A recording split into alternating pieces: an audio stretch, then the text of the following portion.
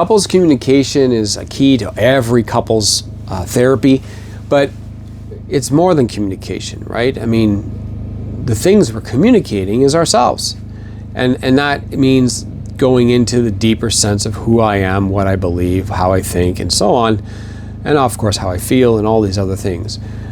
One thing that happens in the Return to Love program under the couples rebuild is we try to sort of set the foundation right. So at the beginning, it's just getting a ritual built up of how often you're meeting to talk about the relationship, like check-ins on how the person with the addiction is doing, things like that too, but also just beginning to communicate in a safe way back and forth so that at least we feel what we're communicating is getting across, and the other person's at least hearing it, receiving it. Maybe they don't like it, maybe they don't agree, but they're hearing it and receiving it, and that we do the same for them. So that couples communication part is important at the beginning.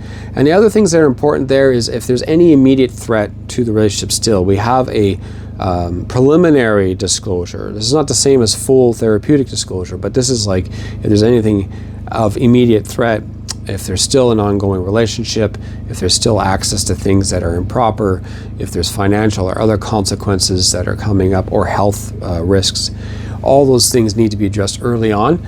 And then later on, we have what's called the full or therapeutic disclosure, which with therapists involved, we go over the whole history of everything that was hidden from you, from the partner. And it takes a while for the person with dysphilia to kind of get in touch with some of those things because they're buried or thrown away or ignored or whatever. And all that kind of builds up. And after the intimacy of sharing that, then the partner will respond with their own impact statement, and then there's a restitution phase to try to begin anew. That will lead down the road into the deeper intimacy. Can involve sexuality, can involve a lot of other things, but all that leads to the greater couples intimacy down the road at the latter part of the program. So that's what I wanted to say about the couples recovery, or what we call couples reconstruction or rebuild, and help you to see why you want to do that with the seeds of beginning it early on in the process, but understanding its emphasis will be more so in the latter part of the program. So please don't ignore that.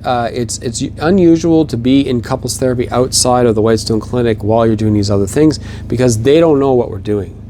And they don't understand the process that you're in. And the chances of the therapies conflicting with each other or having that thing not be compatible is very high. So we really encourage you to stay within the clinic to have the process fit with all the other parts, and you will get there. Just don't push to couples therapy early on when things are not ready.